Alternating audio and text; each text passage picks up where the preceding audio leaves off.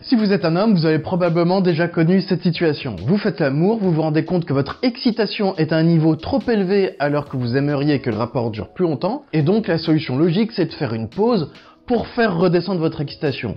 Donc vous prenez des précautions, vous faites une pause, mais malgré tout, quand vous reprenez les mouvements de va-et-vient, vous vous rendez compte que votre excitation est beaucoup plus sensible et qu'elle remonte très rapidement. Bonjour, je m'appelle Eric R, je suis sexothérapeute et aujourd'hui, je vais vous expliquer pourquoi, malgré les précautions que vous prenez en faisant des pauses, votre excitation a tendance à remonter ensuite aussi facilement, et surtout, je vais vous donner 3 techniques différentes pour apprendre à mieux gérer cette situation.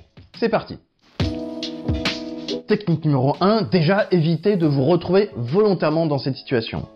Il existe certains hommes qui ont pour stratégie d'essayer lors du rapport sexuel de volontairement faire monter leur excitation en ayant l'idée que derrière ils vont réussir à la faire redescendre. Ce n'est pas une bonne stratégie et ce n'est pas une stratégie qui est répandue. La sexualité humaine est étudiée, c'est une science et cette science ça s'appelle la sexologie. Et donc la sexologie a étudié la façon dont les hommes vont gérer leur excitation pendant la pénétration. Et la réponse de la sexologie, c'est que ce n'est absolument pas une stratégie courante d'essayer ainsi de laisser monter son excitation, puis de la faire redescendre en faisant des espèces de vagues. Ça ne correspond pas à la façon dont la plupart des hommes gèrent leur excitation. Je sais très bien que dans les commentaires, il va peut-être y avoir un homme qui va me dire moi, c'est ce que je fais dans mes rapports sexuels et ça fonctionne très bien. Je fais monter mon excitation et ensuite j'arrive à la faire redescendre. Tant mieux, mais il faut savoir que tous les hommes ne sont pas égaux par rapport à la gestion de leur excitation pendant la pénétration. Certes, il existe une petite minorité d'hommes qui gèrent bien leur excitation. Il existe même des hommes qui vont avoir le problème inverse. Autrement dit, il va y avoir des hommes qui vont avoir des difficultés à éjaculer pendant la pénétration. Mais pour la grande majorité des hommes, c'est quelque chose qui est difficile de maîtriser correctement son excitation pendant la pénétration.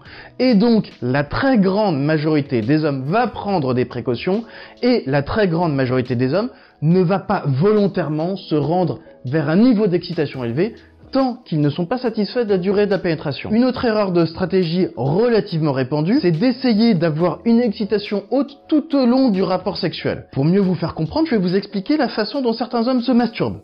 Certains d'entre vous, lors de vos masturbations, vous avez pour habitude de faire monter votre excitation à un niveau élevé et ensuite de faire durer cette excitation à un niveau élevé le plus longtemps possible. Vous le faites parce que vous appréciez beaucoup les sensations très fortes accessibles quand l'excitation est à un niveau aussi élevé. En plus de ça, c'est aussi le moment où l'érection est à son niveau de dureté qui est maximal. Et donc, souvent, dans la masturbation, vous allez prolonger ces phases d'excitation très haute en évitant avec habileté le point de déclenchement d'éjaculation. C'est un peu comme un toréador qui va éviter le taureau au tout dernier moment. Le problème c'est que ça, on peut le faire pendant une masturbation parce qu'on est en contrôle des stimulations qu'on reçoit. En revanche, dans un rapport sexuel à deux, ce n'est pas une stratégie qui va fonctionner. Donc vous devez retenir, tant que vous n'êtes pas satisfait de la durée de la pénétration, ne vous rendez pas volontairement vers un haut niveau d'excitation, ce n'est pas une stratégie qui fonctionne.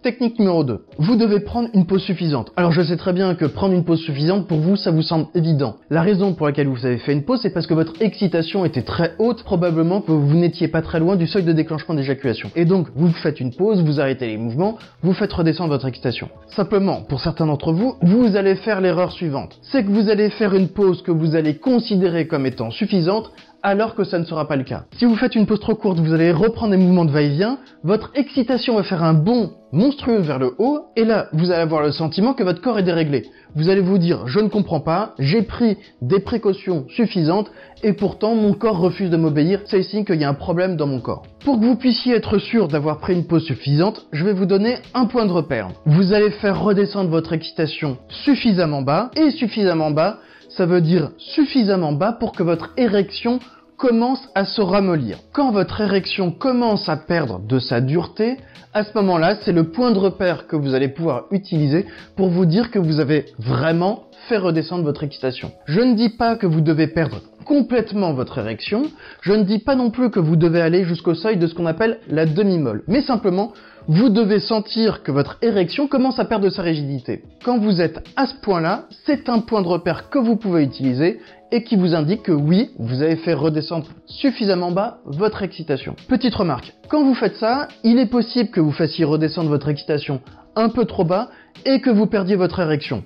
C'est très courant, ça ne doit pas vous inquiéter, et le plus souvent, quand vous allez perdre votre érection comme ça, en reprenant un peu la stimulation, l'érection va revenir. Parfois également, vous allez sentir que vous avez besoin d'une pause un peu plus longue et que vous avez besoin d'une vraie pause où vous allez perdre votre érection. C'est également quelque chose qui est courant.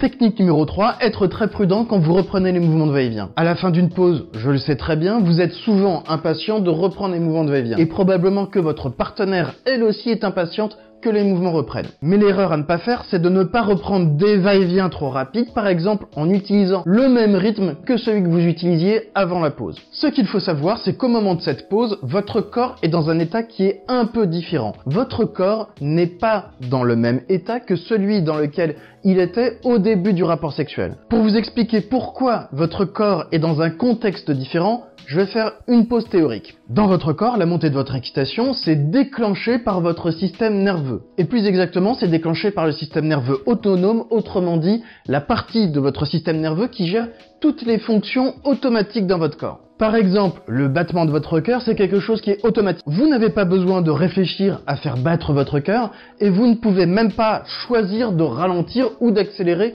votre rythme cardiaque juste en le décidant. Et la montée de votre excitation fonctionne sur le même principe. Ce principe de fonctionnement automatique, il dépend de deux types de nerfs. Il y a d'abord les nerfs sensitifs, ce sont eux qui vont savoir qu'il y a quelque chose qui a été modifié dans le contexte général. Par exemple, s'il fait très froid, le message afférent va être transporté par les nerfs sensitifs qui vont informer votre système nerveux, il fait très froid. Et automatiquement, votre système nerveux va répondre par les nerfs moteurs. Il va provoquer un tremblement s'il fait très froid, il va provoquer une transpiration s'il fait très chaud. C'est aussi l'augmentation de votre rythme cardiaque quand vous faites du sport, la dilatation de la pupille quand il y a beaucoup de lumière, etc., etc. Et c'est aussi bien sûr comme ça que monte votre excitation quand votre corps perçoit une excitation sexuelle. Maintenant, je vais pouvoir répondre à la question pourquoi est-ce que votre excitation monte plus facilement après une pause. Ce qui s'est passé, c'est que quand vous avez fait monter une première fois votre excitation, votre corps s'est échauffé. Et ce que vous ressentez, c'est l'effet de cet échauffement,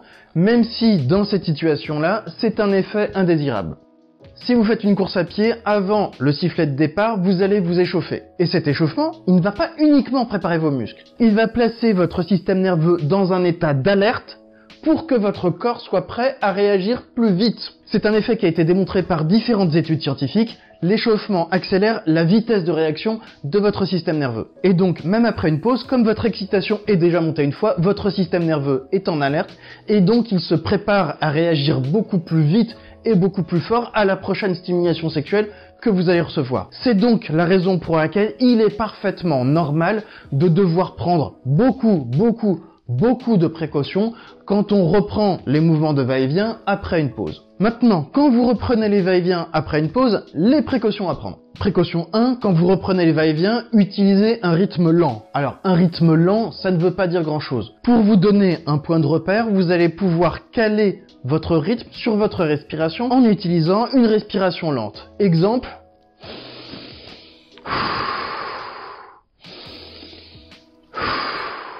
Voilà, ça par exemple, c'est le rythme pour faire 2 mouvements de va-et-vient et vous pouvez parfaitement utiliser un rythme encore plus lent que ça. Précaution numéro 2, ne vous contractez pas. Je sais que pour certains d'entre vous, vous avez envie de vous contracter pendant les mouvements de va-et-vient. Soit vous avez l'impression que le fait de contracter les muscles à l'intérieur de votre bassin, ça va vous permettre quelque part d'écraser votre excitation pour mieux la maîtriser, ou alors vous avez le sentiment qu'en appuyant les mouvements de votre bassin, ça va vous permettre de donner plus de sensations génitales à votre partenaire dans la pénétration. C'est aussi quelque chose qui vous donne un gros sentiment de virilité. À la reprise des va-et-vient après une pause, au contraire, vous devez être aussi détendu que possible. Alors bien entendu, pour faire un mouvement, il y a toujours besoin d'un minimum de contraction musculaire.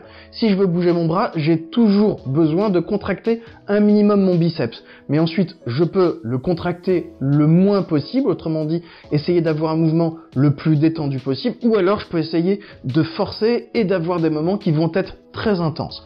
Quand vous reprenez les mouvements de va-et-vient, vous devez chercher à avoir des mouvements qui vont être les plus souples et les plus détendus possibles pour mieux maîtriser la montée de cette excitation. Précaution numéro 3, donnez-vous le temps de tâter le terrain. On a vu que même après une pause, il est normal dans cette situation que votre excitation remonte très facilement. Donc vous devez garder à l'esprit que c'est un moment vis-à-vis de la gestion de votre excitation qui est très dangereux. Donc vous devez surveiller la montée de votre excitation comme le lait sur le feu. Ça veut dire que vous devez y porter beaucoup d'attention et pendant vos mouvements, vous devez l'étudier de très près. Si vous vous rendez compte que votre excitation d'un seul coup remonte très facilement, vous ne devez pas être déçu, vous ne devez pas être étonné. La seule chose à faire, malheureusement, c'est de nouveau de prendre une pause et ça ne sert à rien d'être étonné. Gardez à l'esprit, c'est normal que votre excitation soit très sensible à ce moment-là, c'est normal de devoir faire très attention. Et rassurez-vous, les grosses précautions que je viens de vous donner, ce sont des précautions qui sont temporaires. C'est-à-dire qu'au bout d'un moment, au bout de quelques dizaines de secondes, vous allez vous sentir de nouveau en sécurité et à ce moment-là, vous allez de nouveau pouvoir utiliser un rythme de mouvement de va-et-vient qui va être plus rapide. Mais pour ne pas avoir de mauvaises surprises, à la reprise des mouvements de va-et-vient après une pause, vous devez respecter les différentes précautions que je viens de vous donner. Je vous remercie d'avoir regardé cette vidéo. Si vous voulez apprendre comment prolonger vos pénétrations, le meilleur endroit pour commencer, c'est ma formation gratuite qui dure 7 jours. Le lien se trouve juste à côté. Et sur ce, je vous dis à bientôt.